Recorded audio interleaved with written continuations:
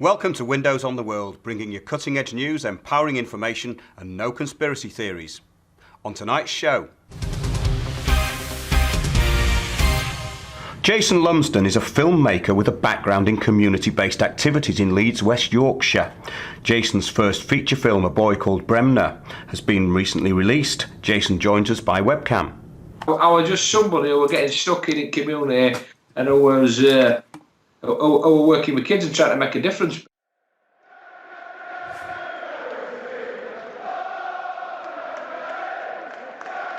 I've got a mate called Billy Bremner. He can't play football, but he can fight.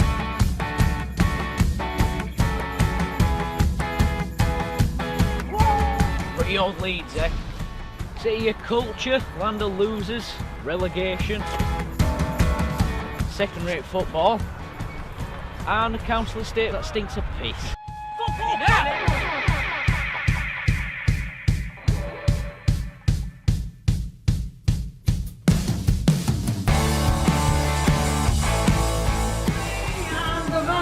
Dad! Shut up! Bremner's dad, Jimmy, he's always getting pissed. Takes his horse Reddy out for a pint. He treats life like a pantomime. I'm having a naked sandwich. Where they are, the little frogs? His uncle coaches us. Uncle Barnsley treats Les like a plant pot. Stop fisting me sandwiches! Les! Get into that door! We're looking after Bremner. He's lost his bird, his kid, and his sanity. There's no way that my kid is going to have to go through what we went through. I fight so she don't have to.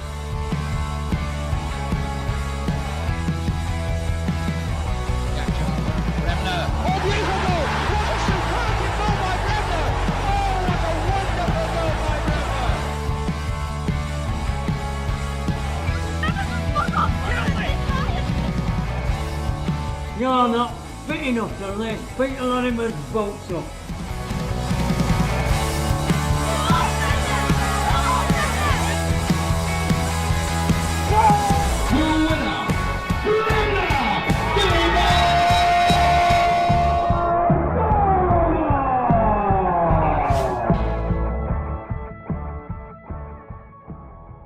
Like I say, it's the first film I've ever made. Jason Lumsden has been working with his local community for many years. He's now a first-time filmmaker. His film, A Boy Called Bremner, has just been released. Welcome, Jason, to Windows on the World. Welcome, Mark. How are you? Well, I'm very well, actually. I'm glad to speak to you because we have had a bit of chat on the phone. No, I'm a lot better looking on here. I'm not as handsome up front, am I, Mark? Well, I don't know. I think you're quite photogenic there, Jason, and you are in high definition, you see. Oh, thank you, Mark. Thank you. And where are you actually now, Jason? Where are you calling us from? I'm just sat in my conservatory.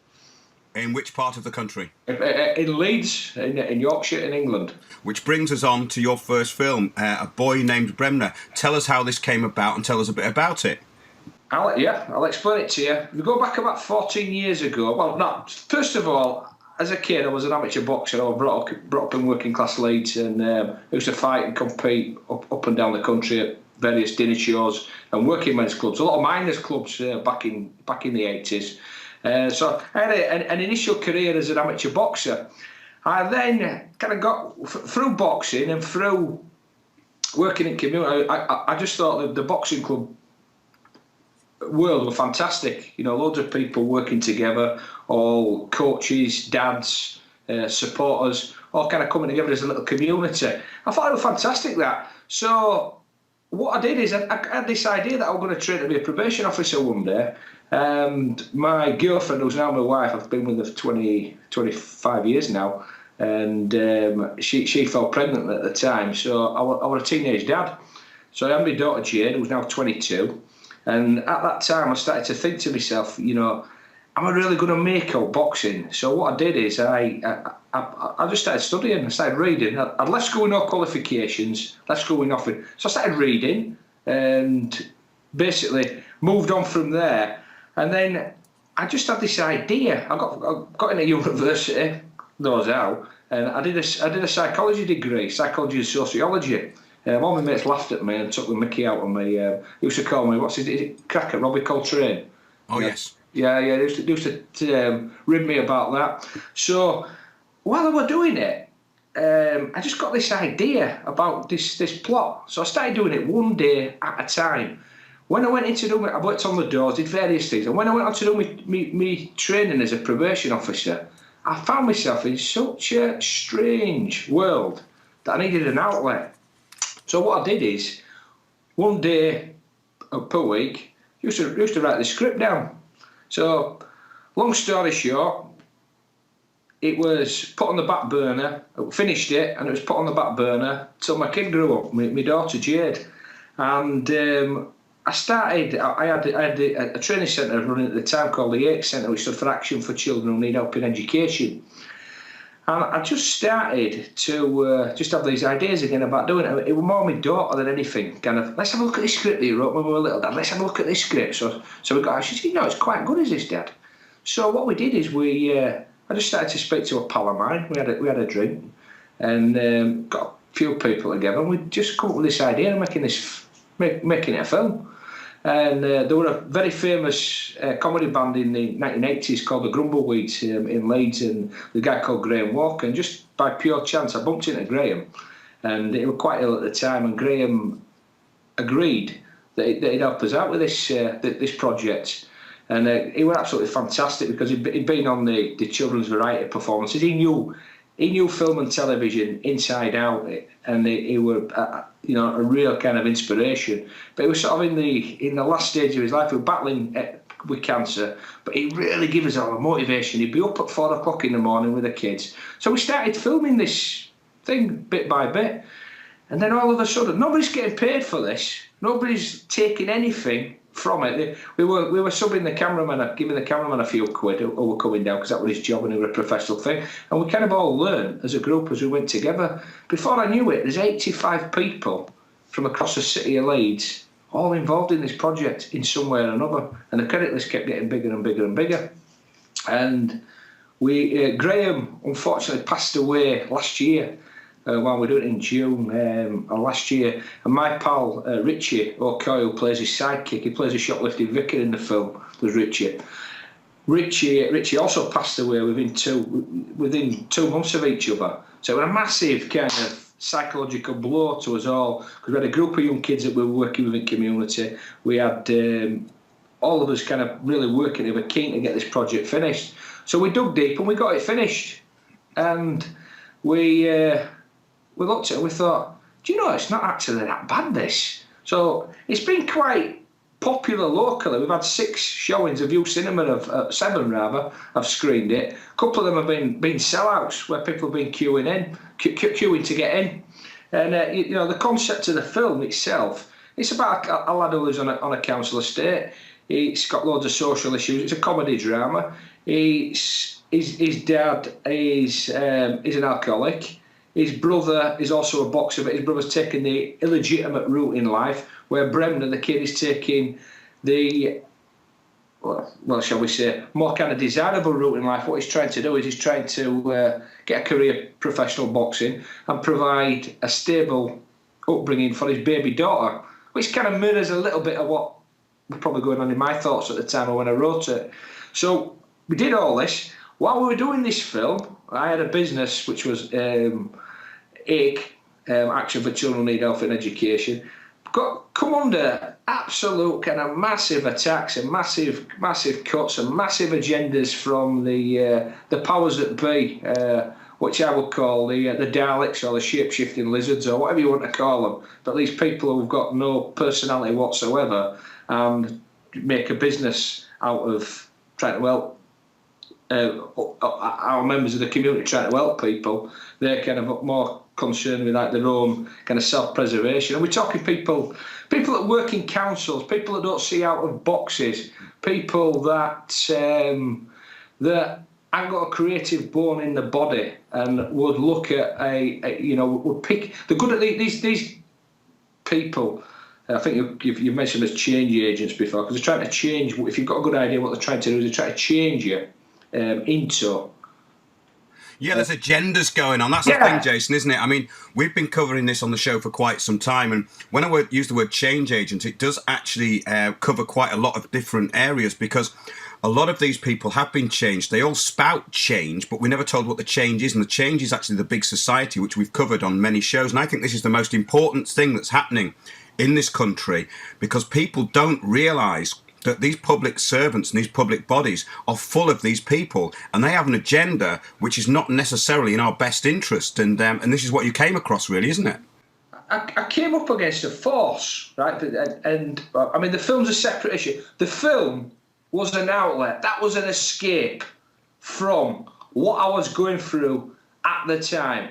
Because I went in such a place. I trained to be a probation officer. I'd worked as a probation officer in youth court and within the community, and I set this business up which worked with kids that were in trouble within the law. We had fantastic results with children and young people. We kept getting hit financially all the time for 9 years. A constant attacks, constant agendas from headmasters, because what's happening is with kids out there within the community, right? They're just a business. People are making money on them, and that's how they're seen. And if you're kind of trying to do something from a moralistic point of view, I mean, don't get me wrong, we had to make money to survive, so I'm not denying the want of kind of financial, but my objective and the people who work with me were to kind of make a difference in people's lives and to be part of something.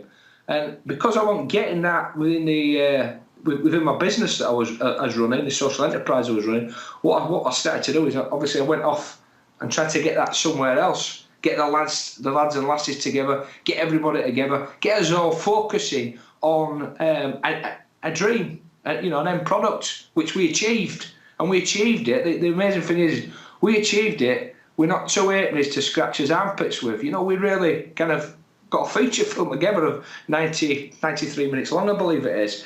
But the whole system, Mark, I mean, when you look at it, you sort of, you're kind of in despair because you kind of get caught up in this. I've got to provide for my family. I've got to do this. And you see so much immoral things that are happening, and you see that the public aren't really in the nothing in this game that gets played. Your public are just people, numbers on a spreadsheet to these people who are making the major decisions in councils, in education, in everything.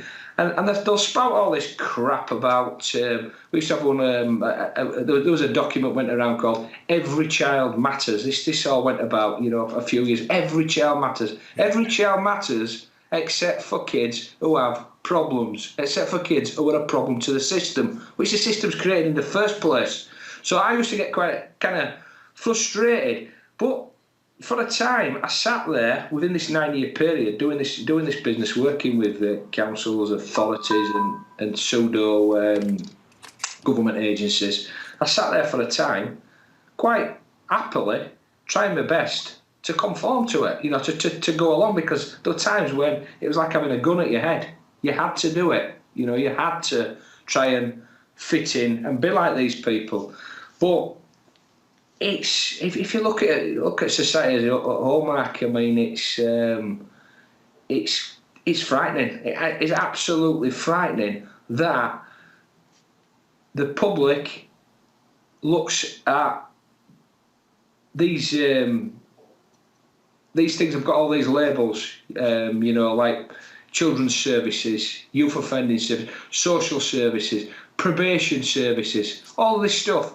And to be perfectly honest with you, my experience is they do not give a damn about the public. That's my personal experience. I think this is the big problem, Jason, because you're talking about people who have been trained to work within certain parameters, and it is just a corporate mentality. Yeah. But what I find very disturbing about it is the way that a lot of these people in public, who are actually public servants and they're working as officers, routinely lie about everything and manipulate all the facts in most cases. And this is happening on every single level now.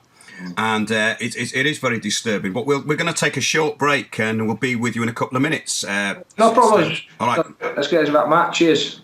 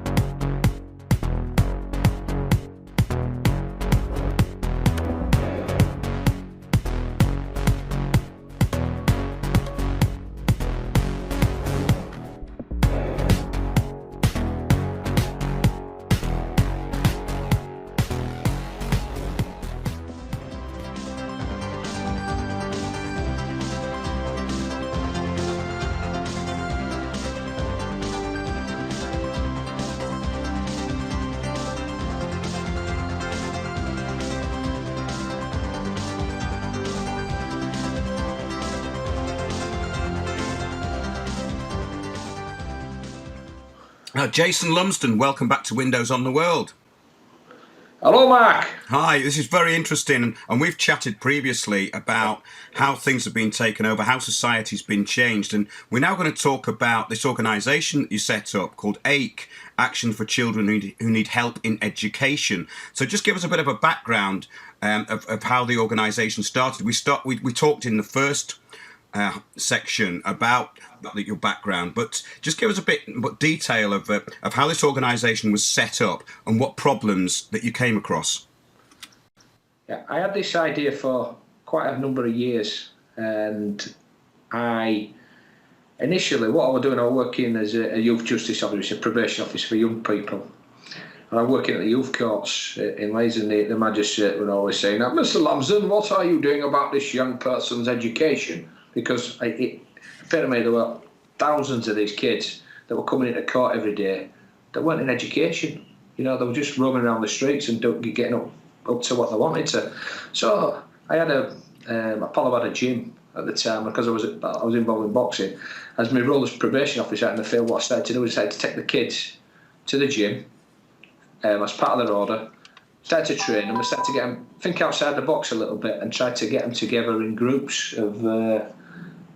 and from that, what we did is we had an altruistic copper on the team, and what he did is he got a lot of computers, and we started to get the kids to do these National Open College Network courses. Well, the demand for it just kind of exploded, but we got too big too soon, and it was quite frightening what had happened. Everybody were talking about us.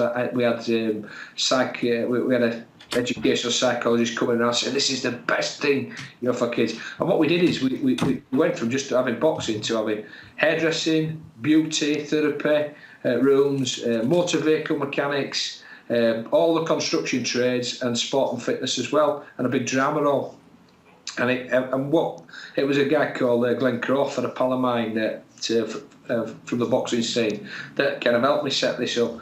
And what we did is we just taught them rather than in we felt that education was the problem. So we taught kids in a mentoring way, in a way that we'd been coached through boxing. You know, quite disciplined, quite firm, but honest and open, and not. We're in power. You will do what we say, children. You will sit here and listen to us on this, you know, as we tell you this stuff. If you don't want to learn, you know, that's entirely up to you. But what we feel is, we felt at the time is, and still do, there are many different ways that you can learn, and we learned an awful lot in his younger days just by speaking to good working class role models that were in the community. You know, your fireman who come down outside with the boxing club, your boxing coach, and you hear these life stories, and they were absolutely fascinating.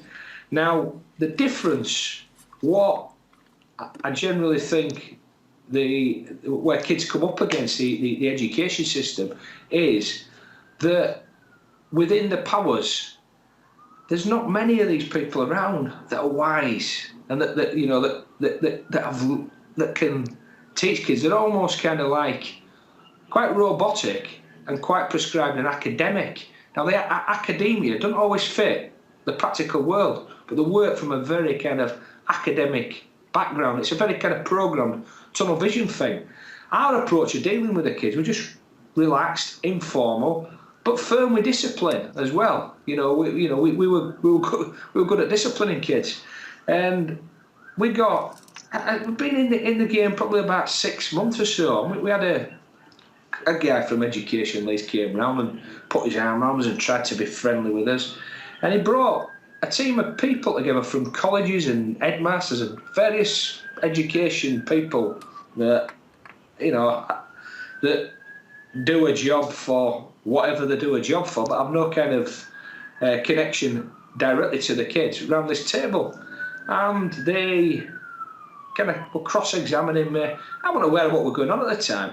Then they sent a letter to every school in the city condemning us for health and safety because one of the kids had walked on the workshop without. So they automatically tried to squash the organisation before. Then it started involving cash back as well. You know, they owed the organisation £80,000 and they blatantly owed it, but they didn't pay it. And they held it back and they held it back. It was almost like they were trying to squeeze us, and we were that determined we kept on going. So that happened initially. We did, however, manage to get them on side for a bit and conformed for a while, but the pressures that were going on were absolutely kind of frightening. They would hit us in every way that they could, because what we found is what we had is we had a charging system where we charged the schools 50 quid a day to send a kid to our provision. The kid would get looked after. He'd be in education. The education authorities would know where they get all the needs met, and at the end of it, they'd come out with a qualification, and we found this as well, there would be a lot better person because of the role models that we surrounded them with. And it worked all perfectly fine. So it's the local authority that was paying for the kids to be placed? Not necessarily the local authority. It was the schools, because schools are like independent businesses now. The local authority were in cahoots with the headmasters. They all, they all drunk out of the same cup. You know, they were in cahoots with everybody. But what you've got there is you've also got is we start doing that, and we start doing really well with kids in the community that are failing in school. What you are is you're automatically a threat to the education system. Not only that, as well is some of the kids that were statement of education needs had all this funding attached to them. And the NEET problem in Leeds was phenomenal at the time. That stands for, just clarifying, not in education, employment and training. That's what that stands for. Jason, do you think that you were actually showing the system up in a way, and that's why they came down on you? I do. I think we were showing the system. Initially, we were, but what they did is they made us look bad, and they forced us to be bad because we couldn't perform, because we didn't have the financial resources to do it, and we were always constantly... Small, tiny things get blown up, and they get blown massively out of proportion. That's what happens. The smallest of tiny things, like a child gets a sandwich made. Right, let's have a major investigation. What, you've made the child a sandwich? Right, okay, we're bringing the health and safety boys in here now. You know, there could have been salmonella in your kitchen. And all these questions, fire. Right, okay, we must do a major health and safety audit of your building. Right, so they tear it to pieces. They'll kick it off what they call their approval list, tear it to pieces, damage your reputation amongst all the schools, which the heads are pretty much in on anyway. Because you're automatically a threat, because what you're doing is you're stealing their revenue from them. Because the problem creates their revenue. You know, if you've got a kid who's not in education, employment and training, and he's got a statement of education needs, that school could be getting 13 grand a year for that kid, right? You're charging £50 a day. You know, so you might be getting 10 as an organisation or social enterprise. You might have been getting 10,000. That's still £10,000 out of their budget. You know, they want to sit at meetings all day, they want to have cups of coffee, they want to have consultations, they want to talk, right? But they want to save the money, they want to save the brass. And that's what happened to us. We got kind of squeezed out of the school market. So we went into the post-16 market, post-16 education market, which were just as bad, really. You know, we kind of survived and held us own in that. But again, that were a case of setting your unrealistic targets. You know, you've got to get over 51% of these kids jobs. And now my experience from working with young offenders, if you were in the probation or youth, they used to say, you change 1 in 10 child's lifetime, you're making a massive impact upon society. Well, when you're going into this, we were dealing with the toughest, the most difficult to deal with kids with problems, and we were being successful at dealing with them problems. But because we didn't fit into the Ofsted education model of a school, they were always attacking us all the time, constant attack all the time. So you're damned if you do, and you're damned if you don't, and that's basically what situation we were in. So if we chose to go along with Ofsted, which we were instructed to, because if we don't, you don't get your funding, right? What we start to do is we start to become more like a school. So we start to lose kids. Yes. So we're not performing one way. If you go the other way and start to meet the needs of the kids and meet the needs of the children and mentor them and deal with them in that way, and let the education, let them fall back into education because they feel safe. If you go the other way, then you're damned as well, because you're not conforming to Ofsted. You are not doing a lesson plan in the morning. You're not structured, and your disciplinary policy is not. And it is literally like that. So it's set up in a way, is the system, so that there's always going to be these problems, and they're fantastic. If you're a civil servant and you're getting paid 40, 50 grand a year for walking around eating biscuits every day and sitting and having sandwiches with your chums, right? That's a fantastic system. It's brilliant, because the problem keeps on going on and going on and going on, and it never ever gets solved. Because And that's what keeps it all going, as we know, Jason. Yes, Yeah, this is really why I think it's very interesting talking about your experiences. And obviously you've been doing this for quite some time, and the situation has got worse now. It's completely target driven, and as we're saying, we've got all these people who've had their minds changed, and really, yeah, it is about their own personal laziness, their own personal self-interest that keeps this system in place so easily, because it appeals so much to their egos. And these people in local authorities are just a nightmare to deal with, and I think in a lot of ways they're out of control. But the main point is that they have no vision, and they don't realise the results of the implementation of these policies. So in other words, like over the past, say, 10 to 15 years, how have you seen this really changing?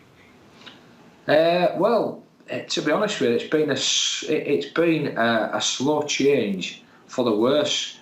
I went in to train as a probation officer, actually believing that I'm going to get into some kind of thing that helped people and worked with people, a bit like what the boxing club did when I was a kid. I thought, I'll be able to bring all these values in here. Wasn't interested, right? And slowly, I kind of looked at these individuals, and if you're a bit of a threat, if you are good at your job, if you're a bit of a maverick, right? If you get results in a different way to what they do, is they exclude you from the system. They kind of squeeze you out, or they blank you, or they ignore you. And you're talking about people here who, surely you cannot, as a kid, grow up and say, I'm going to go work for probation, I'm going to go work for social services, I'm going to go do this job, and then get there and just realise that 90% of your time you're behind a computer, you're filling in forms, you're trying to hit targets, you're fabricating results because your line manager's on your back, and you've got to do all of these things, otherwise you fear for your job, you're lying, you're covering for everything. You can't possibly, if you're a person of any integrity whatsoever, feel good about yourself and good about your job, because the people who work in these positions at a level, at a kind of a management level, know damn well that they are not telling the truth to the public. They are serving their own needs, and they are thinking about the salary and the next run on the ladder. This is what I think the big problem is, Jason, this huge tier of so-called public servants and these local authorities who seem to be, exercising more and more control. And I've heard this about this education system and these ARC academies, and the whole privatisation of the education system is squeezing out people who are good at their jobs for a very good reason, because they are showing other people up. And of course, the system, as you're saying, it really works on statistical failure in the respect that they have to make their statistics look good. I'll give you an example. I'm going to give you an example, right? This is how these big organisations work. I'm not mentioning any word, right? As an organisation, AIC had to provide results to justify a stream of funding that it was getting as an organisation, right? It was impossible because of the bureaucracy attached to that we could have possibly have done as an organisation what we were being asked to do as an organisation. So you've got a contract in front of you. You've got 14 staff. There's your contract in front of you. This is the dilemma that's played out. We need to go back and we need to backdate some information, and we need to have a look at all your files. So what they do is, the authorities, they come in and they go through all your paperwork, and they get your staff to go through all your paperwork, and they backdate all these files to cover their asses, right? And then they say to you, yes, okay, thank you for doing that. Now we'll let a bit more of that money out into your kitty so that you can continue your objectives and doing that. So as a kind of director, right, I'm caught up in this system. I'm not feeling good about it, but I have to do it because it becomes a lesser of two evils. Do I turn around to my PA, my administrator, whose husband's just lost a job, and say, no, I'm sorry, but you're going to have to go because I'm not doing what these people say? And everybody in the organisation knows it's bent and knows it's corrupt, right? But because they have got the financial thing over your head like that, you have to go along with it. And that's just one example. Another example I'll give you from my kind of experience as well is, this is about people following rules. There was a young lad, and I'm not mentioning any names, but he was being abused. He was a rent boy basically, and he was going out and he was being abused by pretty wealthy guys who were financing him with leather jackets, with mobile phones. That kid came into my provision, and automatically, all of a sudden, he were doing well. He'd not been in school for years. He were doing absolutely fantastic with the kid. He were attending every lesson. We couldn't even see a problem with him. We had a gym that we were running on a night. He was even attending the gym on an evening. What happened is automatically we got a call from the school saying that they were bringing this kid back into school, knowing full well he'd not been for the last 3 to 4 years. There were 25 professional people around the table, 25 people. The school made a decision to take that kid back in board, which is because they changed the policy on putting kids out because obviously it's a revenue issue. Not looked at the kids' needs, and everybody, even the police, the community police liaison officers around there, knew exactly what the implications and the consequences were for that kid. He was going to go out there and he was going to get abused again. And that was done over finance, nothing more than finance. Now, I'm sure, these people, these organisations are good at spinning stuff. They would say, oh no, we were thinking about his needs. We were going to bring him back in and we were going to give him a mentor and all that stuff. Crap. Absolute, complete and utter crap. He didn't care. He was thinking about the policy that you put in. Nobody dared question the policy. And 25 people around the table didn't have the power because it's about money. And that is what the system's about. Well, that's exactly right, Jason. And of course, these handbooks written for these people to spin language, and we see it putting in council documents and documentation from public bodies all the time now. It is amazing that people are being conditioned to not tell the truth to such an extent. But we're going to take another short break now, and we'll see you in a couple of minutes. Great stuff.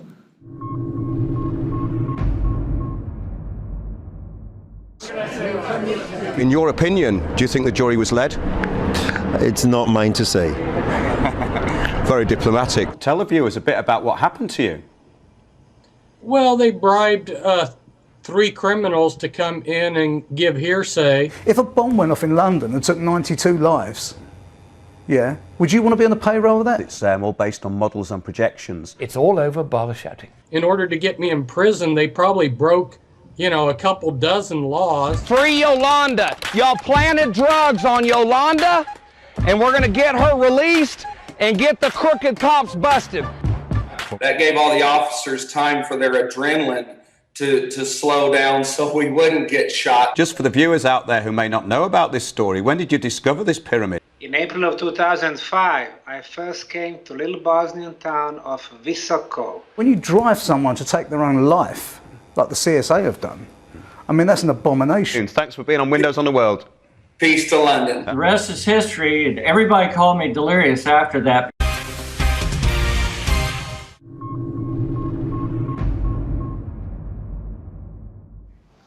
Jason Lumsden, welcome back to Windows on the World. Mark. Yeah, we've had a great chat today, and we've come across quite a few problems we've talked about, and how things are changing and how people are being changed, and how it's difficult to actually get anything going these days, and the interference from local authorities, etc. You've made this great film, a boy called Bremner. You've made it completely off your own back in the community. You're about to make another one. And in this section of the show, I'd just like to talk about what do you think we can do to bring people back together again? Well, I'll start off with just a little bit about a boy called Bremner, because I use it as an example. Initially, when I had the training centre, I put pictures up of Graham and all the kids on the walls. And these, what can we call them? I don't know. I mean, I can think of a few words to call them. These change agents or Daleks or shape-shifting lizards, whatever these people come from. I put these pictures up all over the place, and I could see people walking in and looking at them going, oh, no, this is a great idea. You're doing something with the community. Oh, there was a picture of a horse. Oh, did you do a risk assessment?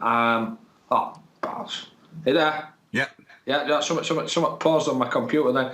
It's almost like, did you do a risk assessment for that horse on that picture there? Because that could have breached health and safety, and that horse could have bit somebody. It's kind of that type of mentality. So while you create something, there's always people that are untalented wanting to destroy it, just to take it to pieces. That's what I found.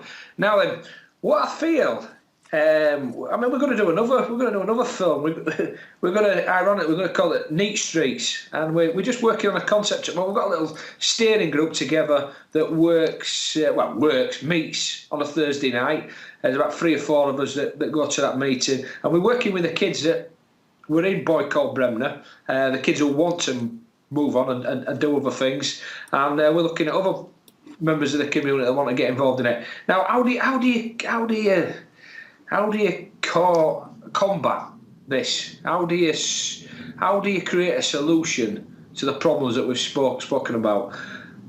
First thing is, I think you've got to recognise that not everybody who works within these services is like that. Not everybody's a Dalek. Not everybody in authority. Some people have a heart and have a soul. I think you've got to appeal to them people that have a heart and have a soul, and kind of almost like bypass the Daleks, do what you're going to do, and stick together.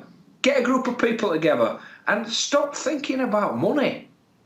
Stop worrying about it. Why are you so worried about how much is this costing, how much is he earning, how much is she earning? That's all crap. It's all programmed in there. If we can create a feature film with all these people coming together, giving up their own petrol, making sandwiches, making mugs of soup. An example is while we're doing Boy Called Bremner, one of the scenes is, you might see it in trailer, there's a dog getting axed off. While we were axing that door off, one of my pals' doors, his wife were in the back cooking us all beef burgers. It's that type of community spirit that we need to go back to, because my generation, for the last 25 years, or our upbringing, have been programmed to think about the individual, not about your mates, not about sticking together, about yourself. And that's what people generally think about themselves, individual. What's in it for me, right? Well, collectively, there's a lot more in it for you because for one, there's peace of mind. For two, you've always got company, and you've got people, and you never end up isolated and lonely. So the way to get back, and not get back at them, but to take this back is to realise that we're all part of the same thing. We've all got things in common. We can all have a laugh together, and we can meet in stuff like humour, comedy, drama, artistic things. And when people are giving up the time to volunteer for nothing, and they're looking at the collective good, like a film, a feature film. Nobody there were thinking, "What's in it for me?"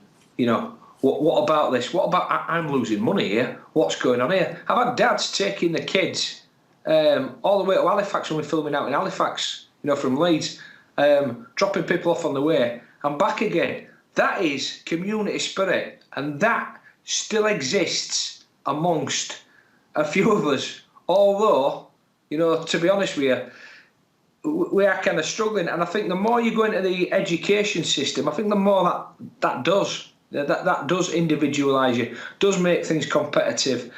You've come up with some very good ideas there, and that is really the core of it.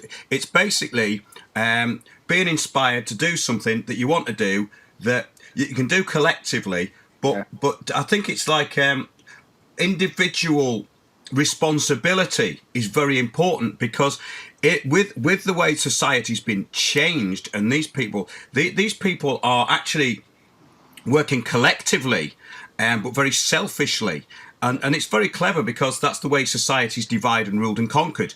And obviously there is a definite need for control in this system, and that's what they feel they need to do, is especially with the draconian measures that are going on to shut down any kind of free speech or any kind of individuality. But it's really up to us to take that back. So you're absolutely right. So carry on, Jason. Absolutely. And the thing is as well is, you know, I think that people, there's almost like a consensus about what is right and what is wrong and what we can. I've spoke to you today, and I would be dying to speak in meetings where there's been 350 people, because people in them meetings have felt the same. But you cannot, when you're a part of that system, you cannot speak out because you become nothing. They will alienate you. But I think that people have to get back at it by doing certain things. There's incentives, you know, to set up free schools and that. But to me, that just basically, yeah, you set up a free school, but yeah, come and do it by our rules, and you'll be governed by Ofsted. You know, these things like that. But I think the community groups getting together, getting that community spirit together, working with people. I mean, social networking these days, it's not that bad because there's Facebook and stuff like that. So people are coming together, are forming groups. But and you know, how do we get? It's got to come from individual. It has to come from individuals saying, right, I've got a family, I've got this, I've got that. I'm unique. I'm not part of this stuff anymore. I'm going to do what I want to do. There's nothing sadder than seeing somebody going to work every day saying, oh, I have to do this job because I've got to pay the gas man, I've got to pay the council tax man, I've got my bills to pay, and I've got my mortgage to pay, and I'm going to work, and I'm in this job, and I hate it, and I'm here 8 hours a day. Why? Why are you doing that? You've got 70 years on the planet, and you're serving all these people that you don't know. Serve your friends, serve your family. Get together with your family, your daughters, your sons, your in-laws, people who you get on with. Get together with your friends and do something with your friends. Come up with an idea. Don't be sat there going, inside this. We all think inside this box all the time.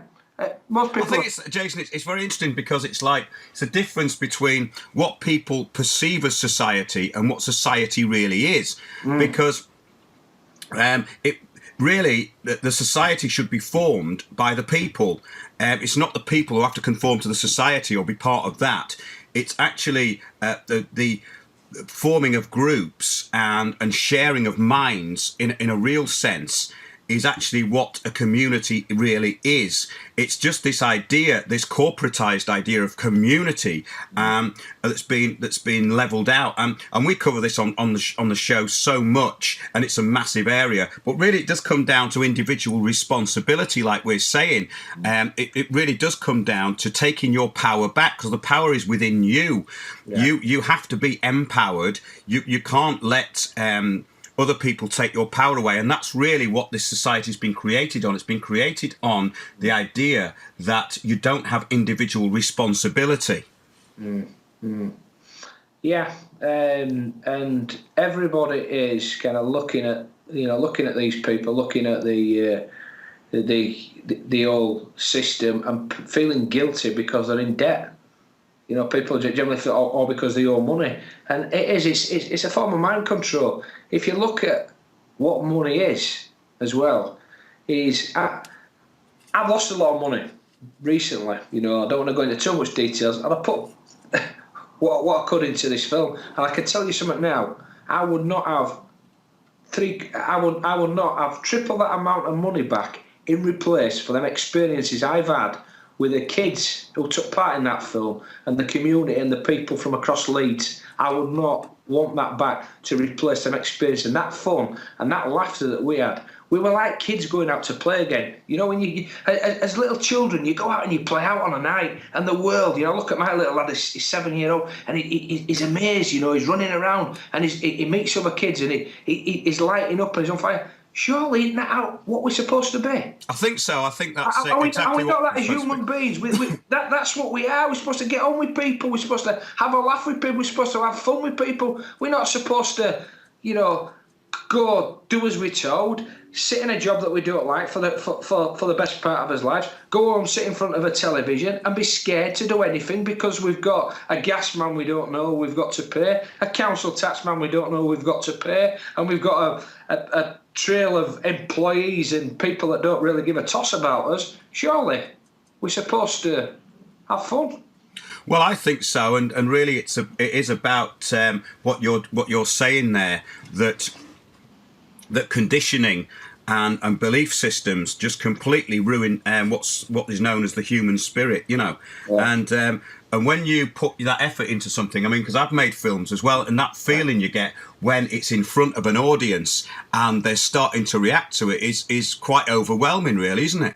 It's brilliant, isn't it? It is. It was terrifying to start with, to be honest with you, watching people, because, there's a lot of my life in there. So it was terrifying, but it is, that they're coming together. There's been 7 screenings of this film up in Leeds, and it's been amazing. It's kind of people who went to junior school who I've not seen since I was 9-year-old have turned up and kind of met us in the bar and said, "Oh, that were great." And people, these projects draw people together, and surely that's what life's all about, isn't it? If enough of us kind of stuck together, we'd have a lot better time on this planet. We'd have a lot more fun, but we don't. We think about as bank balances, we think about as big houses, we think about as mortgages, and people just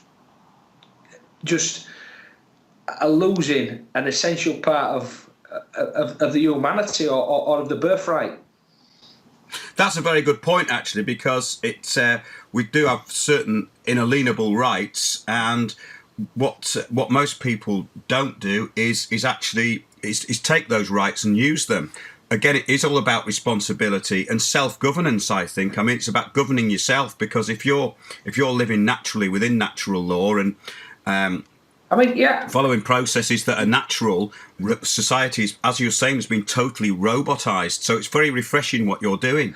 I think as well is natural laws. What are your natural kind of morals? I was at school. I grew up and I was pushed to one side by education system. I was put in remedial classes, saying that I couldn't read and write. When I was 11-year-old, I was a disruptive member of the class, and I was suspended God knows how many times. And you'd kick off constantly against the system, and you'd fulfil that prophecy that they set you in the first place because you were acting outside of their things.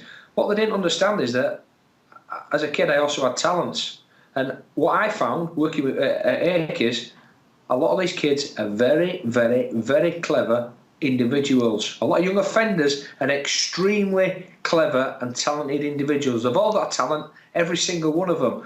Now, when it goes back to your moral compass, there's all these laws and things, and that people don't do this stuff. But surely, honour, being honourable to a person and being honest and upfront with the person is the best law you can possibly have. Just being straight with people, looking at someone in the eye and telling them the truth, and them telling you the truth backwards, and that you're not there to damage each other or gain anything from it. That you're working in mutual cooperation if you're going to work towards any goal whatsoever. And to me, why don't the public sector look for people like that? Why don't they look for honourable people within the community? Just digressing slightly, you speak to firemen who are great people who've been through an awful lot, and they're feeling like crap because of all this bureaucracy and all this crap that's coming down from the government and trying to control their roles and their roles. Anybody you speak to who works in public services, you get me a person on here who says, oh yeah, morale's absolutely fantastic. We love what the government are doing. That's great. Because the only people you'll get who do that are the Daleks who want to be up at the top, who are climbing that slippery pole and are ready to stab any person in the back, and are not honest people. Well, those are the ones that are useful for the system, you see, because it's that's the way it works, on a divide and rule kind of way. Because really, if you're talking about natural law and being perfectly honest, then a lot of this stuff falls away. The problems will disappear. But the whole way that the control system works, with the elites running the planet, and basically using 99% of the rest of the population as slaves, is something that people, I don't think they think about that enough. I don't think they realise sometimes how far down we've been pushed, and what our rights really are. And I think aspirations have been destroyed, especially with this economic control and the way society is being engineered, because it's engineered to make us into drones, like you're saying. I mean, and I think as well as so much stuff that I've watched you guys doing on the kind of TPV stuff, what interesting as well is actually realising what its potential actually is. If we can think, if some educationally maladapted person can set up a training centre, can employ 14 members of staff when he's been kicked out of school, can do a degree, and then can go on and do a feature film. Not blowing my own trumpet, but what I'm saying is everybody, every person on the planet has got that ability to do that if they have the vision, if they have the belief, and if they have the confidence to do that. Anybody can do what they want to do, and collectively, if everybody started doing that, the world would be a lot better place. That's a great way to finish this interview, because it's exactly what I'm trying to say to people myself, and you're a great inspiration to the people around you. Yeah. And just tell us a little bit about this film that you're in the process of working on at the moment. Yeah, we're calling it Neat Streets, and we're just sitting down, and Neat Street stands for Not in Education, Employment and Training. Now, all the lead characters in the film Boy Called Bremner, which were just a basic council estate film that we made about Leeds and about people's love for Leeds United, the football team, and drunken dads, and all these characters, these crazy non-conformist, funny characters in the community that you come across in life. Now, what Neat Streets is a Not in Education, Employment and Training thing, and we're kind of looking at that issue there, that there's this group of people that are pushed out of society from 13 to 25 and beyond that as well, the homeless. So we're looking at that particular concept there, and the whole thing about Neat Streets is we've got a group of young people that are walking around the estates, and they're trying to survive. Yet at the same time, the heads in the schools and the authorities are all making money out of these people. They're all making money out of the problem. So we're playing with a bit of comedy and a bit of drama in that one. But we've just started the process. I've wrote the script already. I've done 45 pages of the script, but I'm giving it like a consultation thing, so everybody can chip in there and see if it marries together. So yeah, it's going to be called Neat Streets, and I would say within the next 12 months, look out for it. We certainly will, Jason. And we want to speak to you very soon again on Windows on the World, because I think you've got a lot to say and you've got a great perspective. So Jason Lumsden, thanks very much. Cheers, Matt. Thanks for having me on anyway. Much appreciated. Thanks for joining us on Windows on the World. Remember, keep watching those, watching us, watching Windows on the World. We'll see you soon.